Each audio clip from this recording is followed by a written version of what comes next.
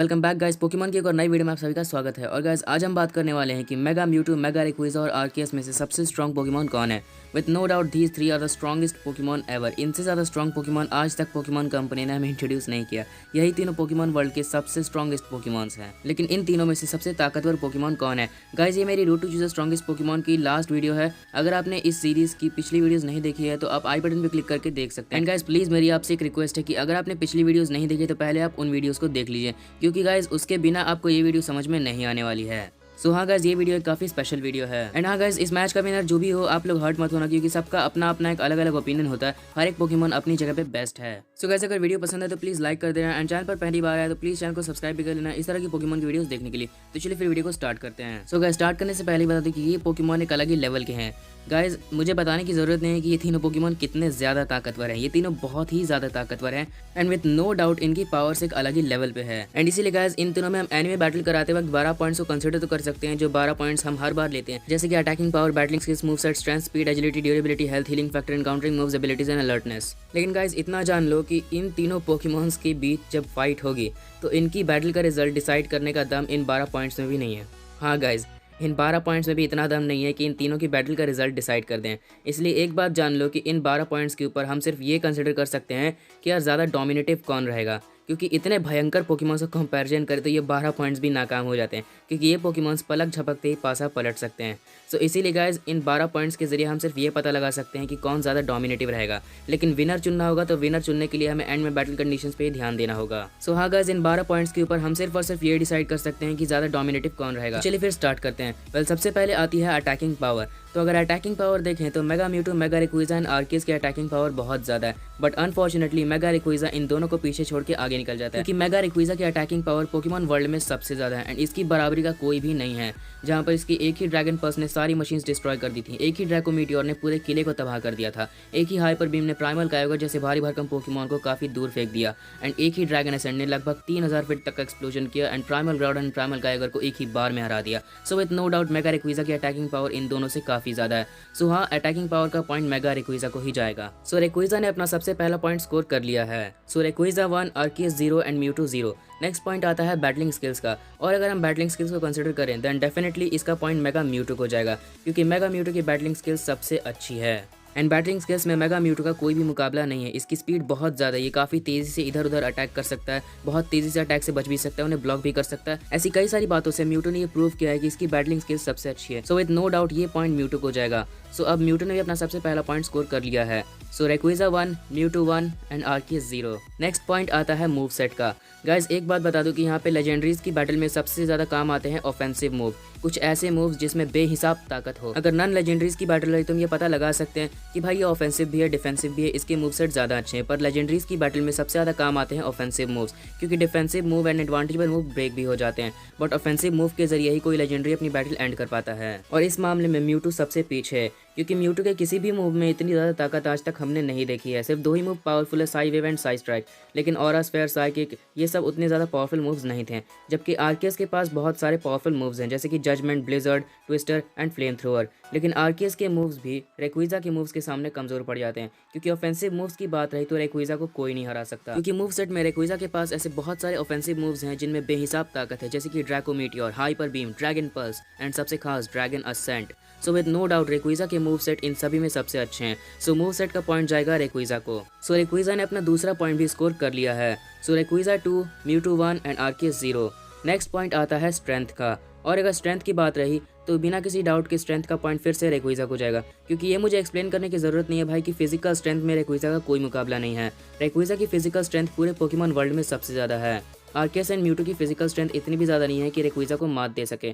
Physical strength में सिर्फ और सिर्फ ज़ाइगार्ड ही रेक्विज़ा की बराबरी कर सकता है, but I don't think so कि ज़ाइगार्ड भी उसे हरा पाएगा, क्योंकि रेक्विज़ा की फिजिकल स्ट्रेंथ ज़ाइगार्ड से भी ज़्यादा है। सो यू कैन इमेजिन यार कि रेक्विज़ा की फिजिकल स्ट्रेंथ कितनी ज़्यादा है। सो हाँ स्ट्रेंथ का पॉइंट उसे ही जाएगा। सो रेक्विज़ा ने अब अपना तीसरा पॉइंट भी स्कोर कर लिया है एंड विद नो डाउट रेक्विज़ा बहुत आगे निकल चुका है इन दोनों से, क्योंकि रेक्विज़ा के पास है 3 पॉइंट्स, म्यूटू के पास 1 एंड आर्कियस ने अभी तक एक भी पॉइंट स्कोर नहीं किया है। नेक्स्ट पॉइंट आता है स्पीड का। अब ये मुझे एक्सप्लेन करने की ज़रूरत नहीं है कि इसका पॉइंट किसे जाएगा, ऑब्वियसली इसका पॉइंट म्यूटू को ही जाएगा। और भाई अगर मुझ पे यकीन नहीं है तो एनिमे देख लो, विद नो डाउट स्पीड में म्यूटू का कोई मुकाबला नहीं है। सो हाँ इसका पॉइंट म्यूटू को जाएगा। सो म्यूटू ने भी अपना दूसरा पॉइंट स्कोर कर लिया है। सो रेक्विज़ा 3, Mewtwo 2 and Arceus 0। Next point आता है एजिलिटी का। ये पॉइंट भी म्यूटो को ही जाएगा और इसे ही मुझे एक्सप्लेन करने की जरूरत नहीं है गाइस, ये आप लोगों को ही पता है कि स्पीड में एंड एजिलिटी में म्यूटो को हराना इम्पॉसिबल है। सो एजिलिटी का पॉइंट भी उसे ही जाएगा। सो म्यूटो ने काफी अच्छा कमबैक किया एंड 3 पॉइंट स्कोर कर लिए। सो रेक्विजा 3, म्यूटो 3 एंड आर्कियस 0। नेक्स्ट पॉइंट आता है ड्यूरेबिलिटी का। गाइस ड्यूरेबिलिटी का पॉइंट ऑब्वियसली रेक्विजा को जाएगा क्योंकि रेक्विजा ने ऑलमोस्ट कई सारे पावरफुल अटैक्स को सहा है। भाई मैं ये बात ऐसे ही नहीं कह रहा हूँ, मेरे पास इसका प्रूफ है। गाइस म्यूटो की हालत एक ब्लेज किक में ही खराब हो गई थी। अगर आप उस सीन को देखें जहाँ पर जेनेसेक ने एक ब्लेज किक इस्तेमाल किया था।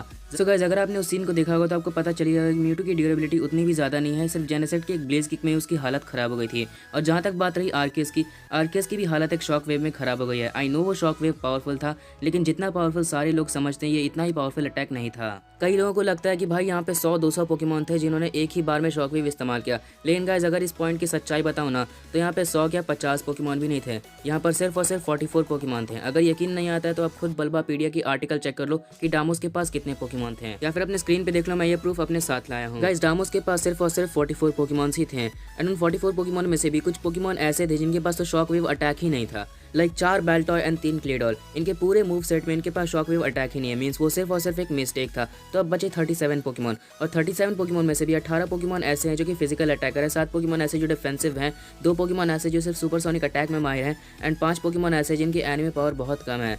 अगर हम सब कुछ मिला के देखें तो ये अटैक उतना ही पावरफुल नहीं था। आई नो ये पावरफुल था लेकिन इतना भी ज़्यादा नहीं एंड आर्कियस को इससे उतना भी ज़्यादा कुछ इफेक्ट नहीं पड़ना चाहिए था।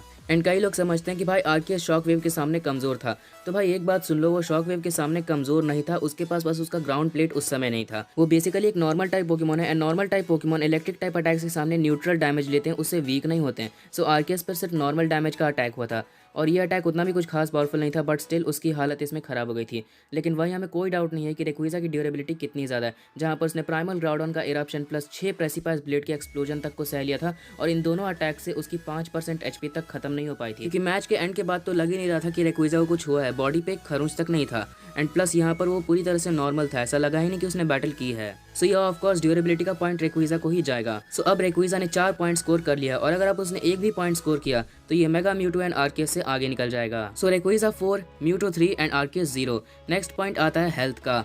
अब भाई देखो यार, इसमें मैं पार्शियलिटी नहीं कर रहा हूँ, लेकिन हेल्थ का पॉइंट डेफिनेटली आर्कियस को जाएगा क्योंकि आर्कियस का हेल्थ में कोई भी मुकाबला नहीं है। हेल्थ में इसकी बराबरी कोई भी नहीं कर सकता है। म्यूटो की हेल्थ इतनी भी ज़्यादा नहीं है एंड जहाँ तक बात रही रेक्विजा की हेल्थ ज़्यादा तो है as it flies endlessly in the ozone layer. हाँ ये बात है कि रेक्विजा की हेल्थ ज़्यादा है बट आर्कियस से ज़्यादा नहीं है भाई, आर्कियस से ज़्यादा हेल्थ इसमें नहीं है।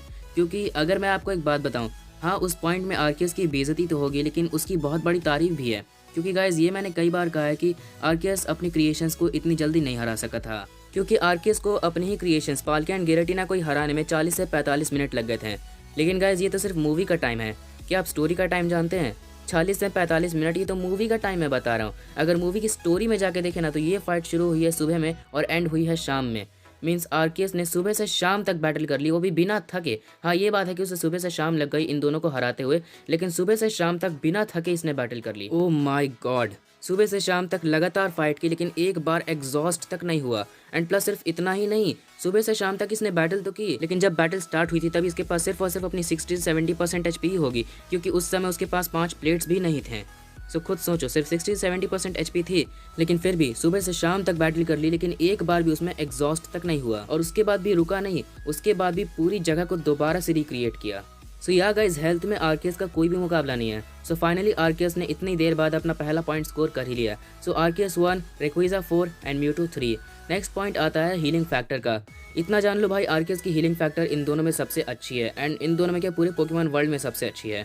ये पॉइंट मैं आगे चल के एक्सप्लेन करूंगा कि आखिर उसकी हीलिंग फैक्टर सबसे अच्छी क्यों है, लेकिन अभी के लिए इतना जान लो कि हीलिंग फैक्टर का पॉइंट उसे ही जाएगा। सो आर्कियस 2, रेक्विजा 4 एंड म्यूटो 3।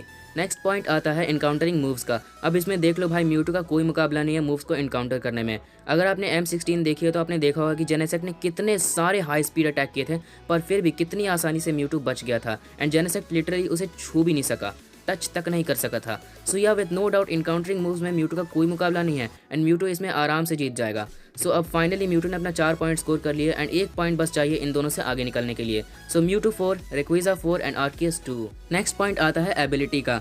अब ये मुझे एक्सप्लेन करने की जरूरत नहीं कि किसकी एबिलिटी सबसे अच्छी है। आर्कियस की एबिलिटी पूरे पोकेमॉन वर्ल्ड में सबसे खास एबिलिटी है, मल्टी टाइप। म्यूटू की एबिलिटी तो छोड़ ही दो भाई, बहुत ही बेकार है जो सिर्फ गेम्स में काम आ सकती है। सिर्फ रेक्विजा ही आर्कियस से टक्कर ले सकता है एबिलिटी के मामले में, लेकिन रेक्विजा भी उसे हरा नहीं सकता क्योंकि डेल्टा स्ट्रीम सिर्फ उन्हीं पोकेमॉन पे काम आ सकती है जिनका वेट काफी कम है, लेकिन जो भारी भरकम पोकेमॉन है उन पे काम नहीं आ सकती, जबकि मल्टी टाइप हर एक पोकेमॉन के खिलाफ असरदार रहेगी।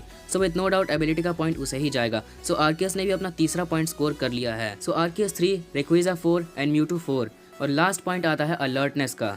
अगर मैं बताऊं तो अलर्टनेस में म्यूटू एक तरह से सही नहीं रहेगा भाई। अलर्टनेस का पॉइंट हम इसे नहीं दे सकते क्योंकि म्यूटू डिस्ट्रैक्ट हो चुका है, इसका ध्यान भटक चुका है। जेनेसेक्ट से बैटल करते वक्त जब पावर स्टेशन में आग लग गई थी तब म्यूटू का ध्यान भटक चुका था और उसी मौके का फायदा उठाकर जेनेसेक्ट ने एक बेसिक दे मारी।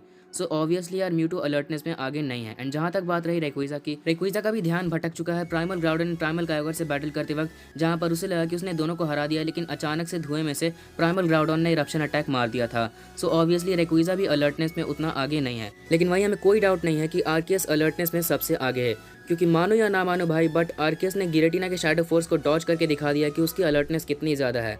एक बात जान लो, गिरेटिना का शैडो फोर्स नियरली एक अनअवॉइडेबल अटैक ही है जिससे बचना बहुत मुश्किल है, क्योंकि गिरेटिना गायब होकर अटैक करता है, वो भी पीछे से।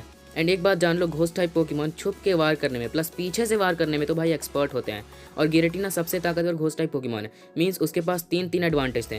पहला, वो छुप के वार कर रहा है जिसमें वो माहिर है, प्लस वो पीछे से वार कर रहा है, एंड प्लस सबसे ताकतवर घोस्ट टाइप पोकेमॉन है।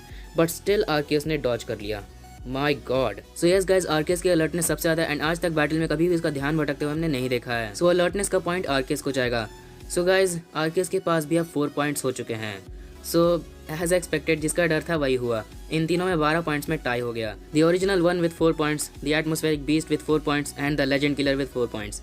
बिना किसी डाउट के ये तीनों अपने अपने फैक्टर्स में बेस्ट हैं एंड अपनी अपनी जगह पे बेस्ट हैं। Attacking power, move set, strength and durability में अगर रेक्विजा को कोई नहीं हरा सकता, तो battling skills, encountering moves, speed and agility में म्यूटू को कोई नहीं हरा सकता। एंड वहीं आर्कियस को भी health, healing factor, abilities and alertness में कोई नहीं हरा सकता। सो विद नो डाउट ये तीनों पोकेमॉन अपनी अपनी जगह पे अपने अपने फैक्टर्स में बेस्ट हैं। सो 12 पॉइंट्स तो तीनों में टाई हो गए हैं। एंड गाइस, मैंने पहले ही कहा था कि ये 12 पॉइंट्स इस बैटल का रिजल्ट डिसाइड नहीं कर सकते, ये सिर्फ ये डिसाइड कर सकते हैं कि ज़्यादा डोमिनेटिव कौन रहेगा। सो अकॉर्डिंग टू मी, अगर इन तीनों में कोई बैटल हुई तो बैटल में तीनों के तीनों इक्वली डोमिनेटिव रहेंगे। तो चलिए फिर फाइनली बढ़ते हैं अब बैटल कंडीशंस के ऊपर कि यहाँ पर बैटल कंडीशंस में आखिर इन दोनों की मैच का विनर कौन है। सो गाइस, अगर विनर डिसाइड करने जाऊँ तो एक बात जान लो कि बैटल कंडीशंस के तौर पे किसी भी पोकेमॉन को हराने का एक तरीका होता है, उसके बिना उस पोकेमॉन को हराया नहीं जा सकता। किसी को भी हराने का एक तरीका होता है, और अगर मैं वो तरीका बताऊं तो म्यूटू को हराने का एक ही तरीका है, उसकी स्पीड रोक दो। बगैर उसकी स्पीड को रोके म्यूटू को हराया नहीं जा सकता, क्योंकि म्यूटू की स्पीड बहुत बहुत बहुत ही ज़्यादा है एंड इसकी अल्टीमेट स्पीड के कारण इस पे कोई भी अटैक करना है फिर इसके अटैक्स को डॉज करना नियरली इम्पॉसिबल है। चाहे म्यूटू की सारी पावर्स क्यों ना निकाल दें, लेकिन जब तक उसके पास उसकी स्पीड रहेगी उसे हराना इम्पॉसिबल है। सो हाँ, म्यूटू को हराने का एक ही तरीका है, किसी तरह उसकी स्पीड को नाकाम कर दो। एंड वहीं रेक्विजा को भी हराने का एक ही तरीका है, किसी तरह उसकी ड्रैगन असेंट को नाकाम करो, क्योंकि रेक्विजा जितना भी स्ट्रांग है आज एक ड्रैगन असेंट के कारण ही है, और ड्रैगन असेंट के कारण ही वो आज इस लेवल पे पहुंच पाया है। सो हाँ गाइज, रेक्विजा को हराने का भी बस एक ही तरीका है, किसी तरह उसकी ड्रैगन असेंट को नाकाम कर दो, क्योंकि भले ही उसकी सारी पावर्स छीन ले, लेकिन जब तक उसके पास उसका ड्रैगन असेंट है वो कभी भी किसी भी पोकेमॉन को OHKO कर सकता है, या फिर 2 ड्रैगन असेंट यूज़ करके उसे पक्का हरा सकता है। क्योंकि पोकेमॉन वर्ल्ड में 2 ड्रैगन असेंट सहने का दम तो भाई किसी भी पोकेमॉन में नहीं है। एक तो सह भी सकते हैं पर दूसरा कोई नहीं सह पाएगा। एंड वहीं आर्कियस को भी हराने का एक ही तरीका है, उसके प्लेट्स को उसकी बॉडी से अलग करो, क्योंकि जब तक उसके पास उसके प्लेट्स हैं उसे कोई नहीं हरा सकता। अपने प्लेट्स के साथ वो अनबीटेबल है। सो हाँ गाइस, इन तीनों को हराने का यही तरीका है। इन तीनों की सबसे बड़ी ताकत अगर हम निकाल दें तो ये कुछ भी नहीं है। अगर हम म्यूटू की स्पीड, रेक्विजा की ड्रैगन असेंट एंड आर्कियस के प्लेट्स को निकाल दें तो इन तीनों पोकेमॉन को पता नहीं कितने सारे पोकेमॉन हरा देंगे। Primal Groudon, ज़ाइगार्ड, primal Kiger, क्यूरम, Lugia, ऐसे कई सारे पोकेमॉन आ जाएंगे जो इन तीनों को हरा देंगे। ये तीनों स्ट्रांग है तो अपनी सबसे बड़ी ताकत अपनी स्पीड, अपनी ड्रैगन असेंट एंड अपनी प्लेट्स के कारण। और अगर इन्हें हराना है तो यही करना पड़ेगा, इनकी सबसे बड़ी ताकत को नाकाम करना पड़ेगा, क्योंकि इसके बिना इन्हें हराया नहीं जा सकता। सो फाइनली अब हम इन तीनों को हराने का तरीका जानते हैं, तो चलिए देखते हैं कि इन तीनों में बैटल होगी तो कौन जीतेगा। वेल गाइज, अगर इन तीनों में बैटल होगी तो मेरे ओपिनियन में एक पोकेमॉन इन तीनों में सबसे पहले नॉकआउट हो जाएगा। गाइज, मैं स्ट्रेट फॉरवर्ड एलिमिनेशन नहीं कर रहा हूँ, जैसे कि मैंने इस वीडियो में किया था कि यार आर्कियस को उस बैटल में पार्टिसिपेट करने ही नहीं दिया था, उसे पहले ही एलिमिनेट कर दिया था। आई नो वो गलत था, आर्कियस को ही पार्टिसिपेट करने देना चाहिए था, लेकिन गाइज ये एक स्ट्रेट फॉरवर्ड एलिमिनेशन नहीं है, ये एक तरह से एक नॉकआउट है। इन तीनों पोकेमॉन की अगर बैटल हुई तो सबसे पहले वो पोकेमॉन नॉकआउट हो जाएगा, सबसे पहले वही हारेगा। And that is the legend killer Mewtwo. हाँ गाइस, इन तीनों की बैटल में सबसे पहले म्यूटू हार जाएगा, और इसके एक नहीं, इसके 3 मेजर रीजंस हैं। सबसे पहला रीज़न है कि म्यूटू के पास ऐसा कोई भी मूव नहीं है जिससे ये इन दोनों को फेंट कर सके। हाँ, ओरिजिनल म्यूटू के पास है, बट बेस्ट विशेस म्यूटू के पास नहीं है। बेस्ट विशेस म्यूटू के मूव में दम नहीं है यार कि इन दोनों को फेंट कर सके। कोई भी मूव इतना पावरफुल नहीं है। और स्फेयर तो छोड़ ही दो, psywave and psystrike ही इतने पावरफुल है कि इन दोनों को फेंट कर सकते हैं। लेकिन Sai wave and Sai strike भी इन दोनों के खिलाफ काम नहीं आने वाले। आर्केस के खिलाफ तो बिल्कुल भी काम नहीं आएंगे भाई, क्योंकि आर्केस के पास मल्टी टाइप एबिलिटी है एंड म्यूटू के पास स्पेशल एबिलिटीज़ को ब्लॉक करने जैसी कोई भी पावर एग्जिस्ट नहीं करती। और म्यूटू की स्पीड भी इतनी ज़्यादा नहीं है कि वो उसे अपने प्लेट्स चेंज करने से रोक दे। आई नो उसकी स्पीड बहुत ज़्यादा है, लेकिन इतनी भी ज़्यादा नहीं है कि वो उसको अपने प्लेट्स चेंज करने से रोक दे, क्योंकि आर्केस को अपने प्लेट चेंज करने में सिर्फ और सिर्फ आधा सेकेंड ही लगता है। सो हाँ, म्यूटू अपनी स्पीड के दम पे उसे अपना प्लेट चेंज करने से नहीं रोक सकता, ये बिल्कुल इम्पॉसिबल होगा। So Arceus psywave and psystrike से डार्क प्लेट लगा के बच सकता है। एंड जहाँ तक बात रही रेक्विज़ा की, रेक्विज़ा ने ऑलरेडी प्राइमल ग्राउडन के 6 प्रेसिपाइज ब्लेड का एक्सप्लोजन प्लस इरप्शन अटैक को भी सहा है। एंड मानो या ना मानो, म्यूटू की अटैकिंग पावर इतनी भी ज़्यादा नहीं है, एंड इनफैक्ट उसकी अटैकिंग पावर प्राइमल ग्राउडन से भी कम है। ओरिजिनल म्यूटू होता तो प्राइमल ग्राउडन को मात दे देता, बट बेस्ट विशेस का म्यूटू एक तरह से अटैकिंग पावर में प्राइमल ग्राउडन से ही पीछे है, क्योंकि बेस्ट विशेस के म्यूटू का Sai strike and Sai wave इतना ही पावरफुल नहीं है, जबकि प्राइमल ग्राउडन का इरप्शन एंड प्रेसिपाइज ब्लेड कितना पावरफुल है ऑलरेडी मैं दिखा चुका हूँ इंस्टाग्राम पे एक वीडियो पोस्ट करके। अगर आपने चेकआउट नहीं किया तो वहाँ से आप चेकआउट कर सकते हैं। सो या अगर रेक्विज़ा यहाँ पे प्राइमल ग्राउडन के प्रेसिपाइज ब्लेड के एक्सप्लोजन प्लस इरप्शन अटैक को सह सकता है, देन डेफिनेटली यहाँ पर वो म्यूटू के Sai wave and Sai strike का भी सामना कर लेगा। सो ये तो था एक पहला रीज़न। दूसरा रीज़न है जो इससे ही बड़ा रीज़न है, और वो रीज़न है म्यूटू की हेल्थ। म्यूटू की हेल्थ इतनी ज़्यादा नहीं है भाई कि वो इतनी देर तक बैटल कर सके। आई मीन दैट रेक्विज़ा एंड आर्किस तो बहुत देर तक बैटल कर लेंगे, इनकी हेल्थ बहुत ज़्यादा है। पर जहाँ तक बात रही म्यूटू की, म्यूटू इतनी देर तक बैटल नहीं कर सकता एंड इन दी एंड वो बहुत थक जाएगा। सो या हेल्थ का पॉइंट बहुत मैटर करता है। एंड यस, अगर हेल्थ इतनी ज़्यादा नहीं है तो म्यूटू किसी भी बैटल में इतनी ज़्यादा देर तक नहीं लड़ सकता। अब ऐसा नहीं है भाई कि म्यूटू सबके खिलाफ ही हार जाएगा, लेकिन मेगा रेक्विज़ा एंड आर्किस के खिलाफ अगर लड़ना है तो यार हेल्थ बहुत मैटर करता है। एंड यस, ये दोनों पोकेमॉन बहुत देर तक लड़ लेंगे, पर म्यूटू बहुत जल्दी थक जाएगा। तो ये तो हो गए एक तरह से 2 रीजंस, लेकिन जो तीसरा रीज़न है वो सबसे बड़ा रीज़न है, क्योंकि उसमें म्यूटू की सारी पावर्स उसका साथ छोड़ देंगी। म्यूटू की जो 3 सबसे बड़ी पावर है, सबसे पहला कंजर्विंग एनर्जी। अगर आपने म्यूटू की बैटलिंग स्किल्स को देखा है तो एक तरह से म्यूटू एक जगह खड़ा होकर अटैक करता है, वो अपनी एनर्जी कंजर्व करता है ताकि वो फुल पावर से बैटल कर सके। एंड इस बात को सिर्फ मैं और पोकेमॉन एनिमे नहीं बल्कि बल्बापीडिया भी इस बात को कंफर्म करती है that Mewtwo remains motionless in order to unleash its full power in the battle. So या म्यूटू मोशनलेस रहता है अपनी पूरी पावर लगाने के लिए, बट म्यूटू का सामना सिर्फ और सिर्फ आर्कियस से नहीं है, उसका सामना मेगा रेक्विज़ा से भी है। एंड भूलो मत भाई, मेगा रेक्विज़ा के पास डेल्टा स्ट्रीम एबिलिटी है, एंड डेल्टा स्ट्रीम एक बहुत ही तेज तूफानी हवा आती है जो भारी भरकम पोकेमॉन को तो इधर से उधर नहीं उड़ा सकेगी, लेकिन हल्के पोकेमॉन को काफ़ी आसानी से उड़ा सकती है। एंड यस, आर्कियस को उस तूफानी हवा से इतना भी कुछ खास फर्क नहीं पड़ेगा, क्योंकि आर्कियस का वेट ऑलमोस्ट 320 किलोज है, जबकि म्यूटू का वेट सिर्फ 33 kg है। So with no doubt Mewtwo इधर से उधर उड़ना स्टार्ट कर देगा उन तूफानी हवाओं के कारण, एंड वो मोशनलेस तो नहीं रह पाएगा भाई, इतना जान लो वो मोशनलेस नहीं रह सकता। मींस म्यूटू जितने भी अटैक्स करेगा वो फुल पावर से नहीं लेंगे, क्योंकि म्यूटू फुल पावर से अटैक करने के लिए मोशनलेस होता है, बट डेल्टा स्ट्रीम की तूफानी हवाओं के कारण वो इधर से उधर उड़ने लगेगा, और अगर नहीं भी उड़ेगा तब भी उसे फ्लाई करने में बहुत तकलीफ होगी, एंड वो मोशनलेस तो पक्का नहीं हो पाएगा, जिसका मतलब है कि उसके अटैक्स जो भी अटैक्स रहेंगे वो फुल पावर से नहीं हिट हो पाएंगे। और दूसरी पावर उसकी साई स्ट्राइक, जो कि उसका सबसे पावरफुल मूव है, ये भी इसका साथ छोड़ देगी, क्योंकि साई स्ट्राइक आर्कियस के खिलाफ तो काम आने से रही, ये बात तो छोड़ ही दो। लेकिन जहाँ तक बात रही मेगा रेक्विज़ा की, एक बात जान लो, मेगा रेक्विज़ा को स्पेशल अटैक के जरिए ही फेंट किया जा सकता है। फिजिकल अटैक के जरिए उसे फेंट आई डोंट थिंक सो कि कोई कर पाएगा, क्योंकि फिजिकल अटैक के जरिए सिर्फ ज़ाइगार्ड ही उसे फेंट कर सकता है, पर ज़ाइगार्ड की पावर इतनी ज़्यादा नहीं है। हाँ, फिजिकल स्ट्रेंथ तो है, लेकिन ओवरऑल वो मेगा रेक्विज़ा के सामने थोड़ा कमज़ोर है। लेकिन जहाँ तक बात रही मेगा म्यूटू की, मेगा म्यूटू एक तरह से फिजिकल अटैक के जरिए उसे फेंट नहीं कर पाएगा, क्योंकि मेगा रेक्विज़ा की फिजिकल स्ट्रेंथ कितनी ज़्यादा है ये मुझे एक्सप्लेन करने की ज़रूरत नहीं है।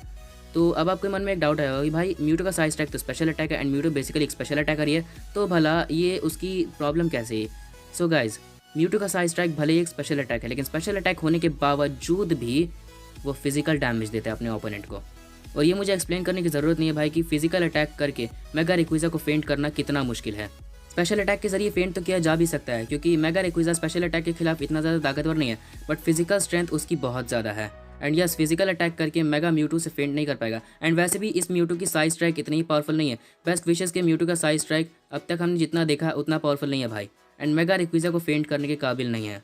यस, और वैसे भी इसका साई स्ट्राइक फुल पावर से नहीं लेगा डेल्टा स्ट्रीम के कारण, और अगर लग भी गया तब भी ये फिजिकली डैमेज करेगा। सो ओवरऑल देखे तो साई स्ट्राइक भी उसका साथ छोड़ देगी। सो 2 पावर्स ने तो उसका साथ छोड़ दिया, लेकिन अभी भी उसके पास उसकी सबसे बड़ी ताकत है, उसकी स्पीड। चाहे साई स्ट्राइक उसका साथ क्यों ना छोड़ दे, लेकिन जब तक उसके पास उसकी स्पीड है उसे हराना पॉसिबल नहीं है।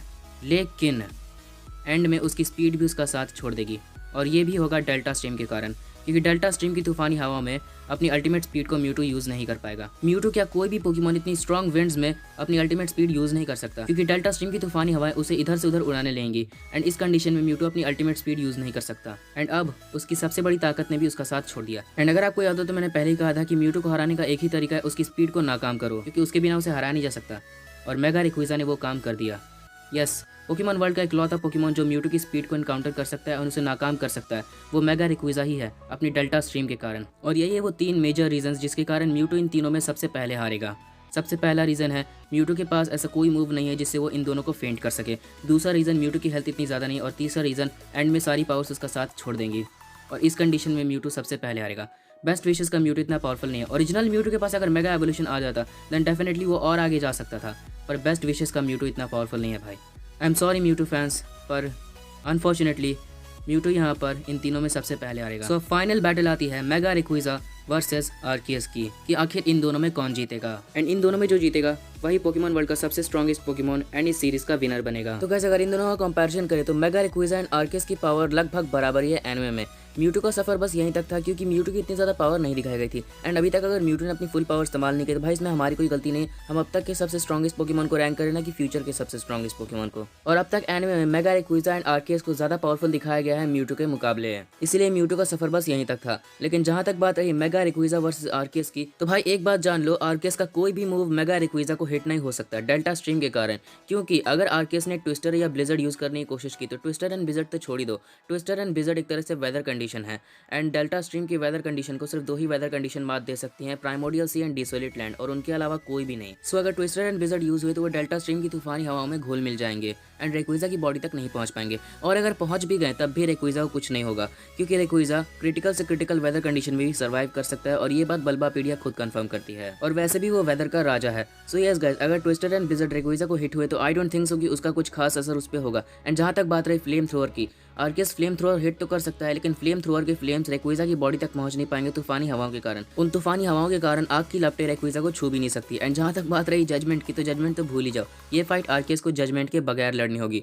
क्योंकि जजमेंट जितनी बार भी आर्कियस ने यूज़ किया है M12 में, अगर मैं मिनिमम टाइम भी लूँ ना तो मिनिमम टाइम उसे कम से कम 11.3 सेकंड लगा है एक जजमेंट यूज़ करने में, और यही है उसका मिनिमम टाइम जजमेंट को यूज़ करने में। सो गाइस, जजमेंट एक बहुत ही स्लो मूव है एंड इससे कुछ खास डिस्ट्रक्शन भी नहीं हुआ था। और वैसे भी जजमेंट के लिए उसे मोशनलेस रहना होगा, चार्ज अप होना होगा, और तूफानी हवाओं के कारण वो मोशनलेस नहीं रह पाएगा। और अगर जैसे तैसे हिट कर भी दे तब भी स्ट्रॉन्ग विंड्स के कारण जजमेंट के मीटियोर्स की डायरेक्शन बदल जाएगी। सो आर्कियस का कोई भी मूव रेक्विज़ा को हिट नहीं हो सकता। वहीं रेक्विज़ा का भी कोई भी मूव आर्कियस पे काम नहीं करेगा, क्योंकि अगर रेक्विज़ा ने हाइपर बीम इस्तेमाल की तो आर्कियस के पास घोस्ट प्लेट है। अगर उसने ड्रैगन पल्स या ड्रैको मीटियोर इस्तेमाल किया तो आर्कियस के पास फेरी प्लेट है। लेकिन ड्रैगन असेंट के खिलाफ कोई भी टाइप इम्यूनिटी नहीं लेती, क्योंकि ड्रैगन असेंट एक फ्लाइंग टाइप अटैक है, ड्रैगन टाइप नहीं। एंड फ्लाइंग टाइप के खिलाफ कोई भी टाइप इम्यूनिटी नहीं लेती है। और यहीं पे आर्कियस पीछे रह जाता है, क्योंकि भले ही वो रॉक टाइप प्लेट लगा के बच जाए लेकिन उसे डैमेज तो होगी ही, मतलब कि वो सारे के सारे मूव्स को रोक नहीं सकेगा। सो गाइस, इन दोनों की बैटल कंडीशंस तो हमने अच्छे से जान ली, तो चलिए फिर फाइनली बढ़ते हैं अब हमारे रिजल्ट की तरफ कि इन दोनों की बैटल का विनर कौन होगा। Who will be the winner of this match, whether it's the atmospheric beast और the original one? Well, in my opinion that is the atmospheric beast Rayquaza will be defeated, and in the end the winner of the match will be the original one, Arceus. हाँ guys, आपने सही सुना, the original one will be the winner of this match। और इसके भी एक नहीं, इसके 3 मेजर रीजंस हैं। वेल, सबसे पहला रीज़न है जो कि एक तरह से रेक्विज़ा को हराने का तरीका था। अगर आपको याद हो तो मैंने कहा था कि रेक्विज़ा को हराने का एक ही तरीका है, उसकी ड्रैगन असेंट को रोक दो, क्योंकि बगैर उसकी ड्रैगन असेंट को रोके उसे हराया नहीं जा सकता। एंड ये काम आर्कियस कर सकता है, कोई भी ये काम नहीं कर सकता। म्यूटो भी नहीं कर सकता, क्योंकि म्यूटो अपनी स्पीड के कारण ही ड्रैगन असेंट से बच सकता है, लेकिन डेल्टा स्ट्रीम के कारण वो अपनी स्पीड यूज़ नहीं कर पाएगा। बट आर्कियस ये काम कर सकता है अपनी अल्टीमेट शील्ड यूज़ करके, वही अल्टीमेट शील्ड जिसने मीटियोर तक से टक्कर ले ली थी और एक मीटियोर की भी हालत खराब हो गई थी उस अल्टीमेट शील्ड को ब्रेक करने में। सो या गाइस, अगर वो अल्टीमेट शील्ड मीटियोर से टक्कर ले सकती है देन डेफिनेटली वो एक ड्रैगन असेंट को भी रोक देगी। एंड इसमें कोई डाउट नहीं है भाई कि ड्रैगन असेंट कितना ही पावरफुल क्यों ना हो, बट एक मीटियोर की जितना पावरफुल नहीं है। आई नो पावरफुल है, लेकिन एक ड्रैगन असेंट एक मीटियोर के जितना पावरफुल नहीं है एनिमे के बेस पे। मांगा में तो उसने एक ही ड्रैगन असेंट से कर दिया था, लेकिन एनिमे में एक ड्रैगन असेंट से वो एक मीटियोर को नहीं तोड़ सकता। हाँ, 2 ड्रैगन असेंट से ब्रेक कर सकता है, बट एक से नहीं। और ये अल्टीमेट शील्ड एक बार उसके ड्रैगन असेंट को रोक सकती है। हाँ, शायद दूसरी बार में ब्रेक हो जाए, लेकिन एक बार रोक देगी। लेकिन गाइस ये रीजन उतना बड़ा नहीं है, क्योंकि अल्टीमेट शील्ड को ब्रेक कर सकता है रेक्विज़ा अपने 2 ड्रैगन असेंट से। एक से तो कंफर्म नहीं कर पाएगा, बट दूसरे से कर देगा। लेकिन जो दूसरा रीजन है, उसके सामने रेक्विज़ा के जीतने के कोई भी चांस नहीं बनते हैं, और वो है आर्केस की अल्टीमेट हीलिंग फैक्टर। मैंने कहा था हीलिंग फैक्टर का पॉइंट आर्केस को ही जाएगा। अब मैं एक्सप्लेन करता हूँ कि आखिर उसकी हीलिंग फैक्टर सबसे अच्छी क्यों है। वेल, मैंने एक समय पे समझ लिया था कि आर्केस की हीलिंग फैक्टर सबसे बेकार है कुछ रीजंस की वजह से, लेकिन बाद में मुझे पता चला कि भाई उसकी हीलिंग फैक्टर बेस्ट है उसके प्लेट्स के कारण। पहले मुझे कभी नहीं लगा था कि उसके प्लेट्स उसकी हेल्थ को रिस्टोर कर सकते हैं, वो सिर्फ उसे जिंदा रखते हैं। लेकिन बाद में मुझे ये भी पता चला कि उसके प्लेट्स उसे रिकवर कर सकते हैं। एंड ऐसा वैसा रिकवर नहीं कि जैसे बाकी पोकेमॉन यूज़ करते हैं, जैसे कि एक बार यूज़ किया तो 5% HP, 10% HP, 25% HP से रिकवर होगी। आर्केस के प्लेट्स विद इन सेकंड्स उसकी 100% HP रिस्टोर कर सकते हैं। ये हमने एनीमे में भी देखा है, और बल्बापीडिया खुद इस बात को कंफर्म करती है दैट आर्केस के प्लेट्स उसकी HP रिस्टोर कर सकते हैं, उसकी पूरी स्ट्रेंथ उसे लौटा सकते हैं। और ये रीज़न काफ़ी है इस बात के लिए कि आर्केस ज़्यादा पावरफुल है रेक्विज़ा से, एंड मैच हुई तो वो जीत जाएगा। क्योंकि अगर रेक्विज़ा ने कोई पावरफुल अटैक कर भी दिया, तब भी आर्केस विद इन सेकंड्स अपनी 100% HP रिस्टोर कर लेगा, एंड उसकी हेल्थ इतनी ज़्यादा है कि वो कभी हारेगा ही नहीं। मीन्स अगर रेक्विज़ा ने एक ड्रैगन असेंट यूज़ कर दिया, एक बात जान लो भाई, एक ड्रैगन असेंट में उसका फेंट होना नामुमकिन है। रेक्विज़ा की ड्रैगन असेंट कितनी पावरफुल है, बट एक बार में वो फेंट नहीं कर सकती। और अगर उसकी 1% HP बच गई, देन डेफिनेटली वो विद इन सेकंड्स अपनी 100% HP दोबारा से रिस्टोर कर लेगा, और ऐसा ही लगातार चलता रहेगा। रेक्विज़ा बार बार उसकी HP कम करता रहेगा और वो बार बार रिस्टोर करता रहेगा, क्योंकि जब तक आर्केस के पास उसके प्लेट्स हैं, उसे हराया नहीं जा सकता। आर्केस को हराने का एक ही तरीका है, उसके प्लेट्स को उसकी बॉडी से अलग करो, क्योंकि जब तक उसके पास उसके प्लेट्स रहेंगे, उसके प्लेट्स लगातार उसे हील करते रहेंगे, कभी हारने देंगे ही नहीं, क्योंकि उसके प्लेट्स उसकी पूरी स्ट्रेंथ बार बार लौटाते रहेंगे। और इस कंडीशन में भला कोई पोकेमॉन आखिर कितनी देर तक आर्केस का सामना करेगा भाई। रेक्विज़ा एक दिन लड़ लेगा, 2 दिन लड़ लेगा, या मैक्सिमम 1 हफ्ता लड़ लेगा, लेकिन उससे ज़्यादा नहीं। जबकि आर्केस तो अनलिमिटेड टाइम तक लड़ लेगा, क्योंकि अपने प्लेट्स के कारण उसके पास अनलिमिटेड HP है, वो कभी खत्म होगी नहीं, क्योंकि उसके प्लेट्स बार बार उसे रिकवर करते रहेंगे। आर्केस को हराने का एक ही तरीका है, उसके प्लेट्स उसकी बॉडी से अलग करो, क्योंकि जब तक उसके पास उसके प्लेट्स हैं, उसे कोई नहीं हरा सकता। एंड एक बात जान लो भाई, पोकेमॉन वर्ल्ड में किसी के बाप में भी इतना दम नहीं है कि आर्केस के प्लेट्स को उसकी बॉडी से अलग कर दें। रेक्विज़ा ये काम ड्रैगन असेंट से भी नहीं कर पाएगा। और अगर अब तक आपको यकीन नहीं हुआ है कि आर्केस आखिर विनर क्यों है, तो अब मैं तीसरा रीज़न देने वाला हूँ, the third reason and the biggest reason. And इसके बाद आप कंफर्म हो जाएंगे कि आर्केस ही सबसे स्ट्रॉन्गेस्ट पोकेमॉन है, क्योंकि इसके बाद मैं खुद कंफर्म हो गया कि सच में भाई आर्केस के टक्कर का कोई भी नहीं है। हराना तो बहुत दूर की बात हो गई, उसके टक्कर का भी कोई नहीं है। और वो रीज़न है आर्केस की स्पेशलिटी, यूनिवर्सल पावर्स। गाइज, आर्केस एक तरह से creator of the Pokemon world है। कई लोगों को शौक लगा कि भाई ये मैं क्या सुन रहा हूँ, तू कह रहा है कि आर्केस क्रिएटर ऑफ द यूनिवर्स है, तूने तो साबित किया था कि आर्केस ने यूनिवर्स क्रिएट नहीं किया। वेल हाँ गाइज, मैंने ये ज़रूर साबित किया कि आर्केस ने यूनिवर्स क्रिएट नहीं किया, लेकिन मैंने कैसे साबित किया था गाइज? वार्निंग्स के दम पे, क्योंकि वार्निंग्स इतनी सारी थी कि मैं क्या कोई इस बात को एक्सेप्ट नहीं करता कि आर्केस ने यूनिवर्स क्रिएट किया है। लेकिन आपको एक बात बताऊं, हिस्ट्री ऑफ पोकेमॉन वर्ल्ड में चाहे जितनी भी वार्निंग्स दी गई हो, चाहे हिस्ट्री ऑफ पोकेमॉन वर्ल्ड एक फैन स्पेकुलेशन है, उसके फॉर में ना तो अगेंस्ट में कोई सॉलिड एविडेंस है, वो पूरी तरह से एक मिथ है, लेजेंड्स भी इस बारे में क्लियर नहीं है, चाहे जितनी भी वार्निंग्स दी गई हो हिस्ट्री ऑफ पोकेमॉन वर्ल्ड में, लेकिन आपको एक बात पता है, आज तक हिस्ट्री ऑफ पोकेमॉन वर्ल्ड की कोई भी बात गलत साबित नहीं हुई। हिस्ट्री ऑफ पोकेमॉन वर्ल्ड में जो भी लिखा है, एक एक बात सच हुई है। ग्राउडन एंड कायोगर की वॉर सच हो गई, दी ओरिजिनल ड्रैगन की स्टोरी सच हुई, जर्नी सन्यवेल्डल के बारे में जो लिखा है वो भी सच हुआ, म्यूटो के बारे में जो लिखा है वो भी सच हुआ, जेनेसेक्ट के बारे में जो लिखा है वो भी सच हुआ, ज़ेशियन एंड ज़माज़ेंटा की कहानी भी सच हुई, इटरनेटस की कहानी भी सच हुई, और ना जाने ऐसी कितनी सारी बातें हैं जो कि एनिमे में प्रूव हो चुकी हैं। इतनी सारी वार्निंग्स होने के बावजूद भी ये सारी बातें सच हुई हैं, यहाँ तक कि ये बात भी सच हो गई कि आर्केस ने ही यूनिवर्स क्रिएट किया है। हाँ गाइज, एनिमे में ये बात प्रूव हो चुकी है कि आर्केस ने ही यूनिवर्स क्रिएट किया है। गाइज, अगर आपने आर्केस and the jewel of life movie अच्छी तरह से देखी है, तो उस मूवी में एक सीन आया था जहाँ पे आर्केस जब फाइनली अपनी नींद से उठ गया था, तो उसके उठने के कारण पूरी गैलेक्सी डिस्ट्रॉय हो गई थी। सो गाइज, अगर आपने उस सीन को देखा होगा तो वहाँ पे आपने देखा होगा कि आर्केस के सिर्फ जागने के कारण ही एक पूरी की पूरी गैलेक्सी डिस्ट्रॉय हो गई विद इन सेकेंड्स। मीन्स आर्केस की सिर्फ 0.001% पावर नहीं, एक पूरी गैलेक्सी को मिटा दिया with in less than 10 seconds. और ये रीज़न काफ़ी है आर्केस को किसी पोकेमॉन के खिलाफ जिताने के लिए, क्योंकि अगर आर्केस हारने भी लगा, देन वो अपनी यूनिवर्सल पावर इस्तेमाल करेगा एंड पूरी गैलेक्सी दोबारा से मिटा देगा। और उस गैलेक्सी में म्यूटो एंड रेक्विज़ा कुछ भी नहीं है। और गाइस, खुद बताइए, इतनी ताकत कि एक पूरी गैलेक्सी को सिर्फ 0.001% पावर यूज़ करके with in less than 10 seconds में डिस्ट्रॉय कर देने जितनी ताकत आखिर किस में होती है? इतनी ज़्यादा ताकत उन्हीं बींग्स में हो सकती है जो कि यूनिवर्स को क्रिएट एंड डिस्ट्रॉय करने की काबिलियत रखते हैं, जिसमें से आर्केस भी एक है, विथ नो डाउट। तो आपके मन में एक सवाल आया होगा कि भाई अगर आर्केस में इतनी ही ताकत थी तो अपने क्रिएशंस को इतनी जल्दी क्यों नहीं हरा पाया था? अगर इतनी ही ताकत थी तो पूरे यूनिवर्स को डिस्ट्रॉय कर देता, वो भला यहाँ पे अर्थ पे क्या लेने आया था? सो गाइज, इस बात का बस एक ही जवाब है, भाई उस समय उसे दुश्मनी ह्यूमैनिटी से थी एंड क्रिएशन ट्रियो को भी उसने बेरहमी से इसलिए पीटा था क्योंकि उन्होंने ह्यूमंस का साथ दिया था और उसने खुद कहा भी था कि human beings must be brought to justice. पूरी की पूरी मूवी में उसकी दुश्मनी ह्यूमैनिटी से थी, बाकी के पोकेमॉन से नहीं गाइज। एंड इसीलिए वो बाकियों को चोट नहीं पहुंचाना चाहता था, क्योंकि अगर उसने ह्यूमैनिटी को सिर्फ सबक सिखाने के लिए यूनिवर्सल पावर में से बिट ऑफ द पावर भी यूज़ कर ली होती तो ना सिर्फ ह्यूमंस बल्कि कई सारे मासूम पोकेमॉन्स ही मारे जाते हैं, पूरी अर्थ ही डिस्ट्रॉय हो जाती। एंड ये कोई ओवर रेटिंग नहीं है गाइस, इसे हमने प्रैक्टिकली देखा है कि किस तरह आर्कियस की सिर्फ बिट ऑफ द पावर नहीं पूरी गैलेक्सी मिटा दी थी। और अब आपके मन में ये भी डाउट आया होगा कि भाई अगर आर्कियस में इतनी ताकत थी तो उस मीटियोर के सामने क्यों हार गया, उस मीटियोर को डिस्ट्रॉय क्यों नहीं कर पाया।